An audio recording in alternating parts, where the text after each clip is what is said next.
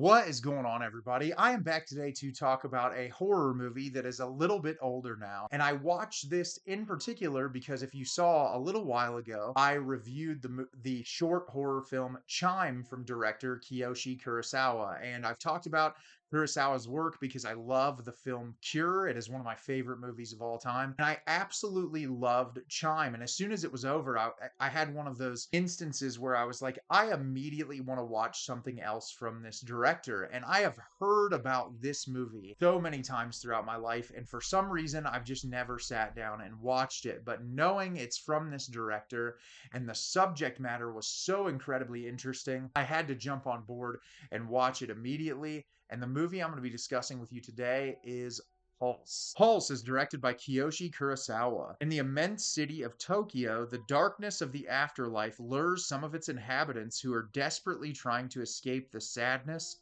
and isolation of the modern world. So I was super excited to watch this movie because, like I said, Kurosawa's Cure is just one of my favorite movies of all time. I loved the short film Chime, and I am very happy to report this instantly became a new favorite for me. This movie is remarkable.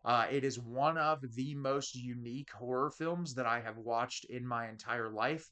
I think the way Kurosawa approaches horror, I've just never seen anything like it.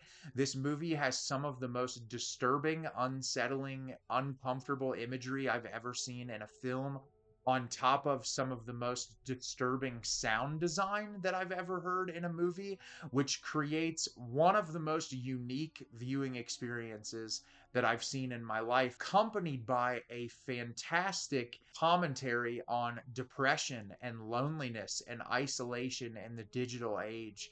And there's just so much to love and appreciate about this, and I'm really excited to tell you about it today. So, breaking this movie down for you today, there are a ton of characters in this movie, and I'm not going to try to give you each and every little plot arc because there are a ton of like interweaving stories that happen in this film. But to give it to you very simply, we jump into these students who are working at this flower shop, and there's one student in particular who is currently working on this software disk on the computer to help with sales at the flower store. And he has not been seen for a couple of days. And one of the girls that works at the shop is incredibly distraught at the fact that he hasn't showed up. So she decides to go to his apartment and investigate what is going on. And she gets to his apartment and he is acting super weird and strange, and his computer turns on and she sees something incredibly disturbing, and it scares the crap out of her. And then something happens to the man in the apartment, and we jump to the next day, and everyone, all these students that are working in the flower shop, are fascinated by what happened and disturbed by it and saddened by the loss of this person that they worked with. But slowly throughout the film, each and every person in this group starts to investigate what is going on with this computer technology and these disappearances, and learning about ghosts in the internet and through this software, and why are these strange supernatural things occurring in the city that they are living in. So like I said, this movie is remarkable and there are a lot of reasons for it. I'm going to start with the cinematography. This is the third film that I've seen from Kurosawa, and it is beautifully shot. Every single shot in this movie, there is so much attention to detail and the placement of the camera and where the camera lingers on specific imagery. There is a scene in this movie that literally every person that's ever seen this will tell you about. It is one of the most haunting scenes that I have ever watched because it's not a jump scare. It's the camera holding on someone being followed and the person following them, and the way they move, and the unnatural nature of all of it, and being forced to watch it play out and not being able to do anything about it. It just made me sick while I was watching it. Like there's not gore, there's not blood, there's not corny visual effects. It's just a person moving through a space, and it's truly disturbing. And there are so many moments because of the amazing cinematography in this film that do the exact same thing, that linger on an image, that make you as a viewer just feel like I'm not supposed to be watching this. Like the whole time you're watching this movie. And that's how I would describe a lot of of this is there's so much that it just felt like you weren't supposed to be seeing, which is what made it so incredibly unnerving. The sound design, too. I watched this with headphones on, and there's a lot of whispering in this movie and a lot of very like uncomfortable whispering. And there was one part in particular where the sound design was so good it felt like I would like something was whispering in my ear. Like I literally felt like something was leaning over my shoulder and I just was like shaking. It just made me feel so uncomfortable. And it takes a lot. Like I'll react to a horror movie, but it takes a lot for a horror movie to like viscerally get under my skin. The last horror movie that I feel like really kind of like shook me in a raw way was Skinamarink, which I don't if you've seen I did a full review on that and talked about, my experiences with night terrors and things in my life that I felt like the film depicted in a very raw way. In this movie, like so much of the imagery and just what it's related to in terms to like depression and isolation and loneliness, it hit me in a very hard way. And the sound design contributes to that a lot. I also really appreciate the performances in this. I feel like when I watch a lot of horror movies from the early 2000s, they can feel incredibly dated.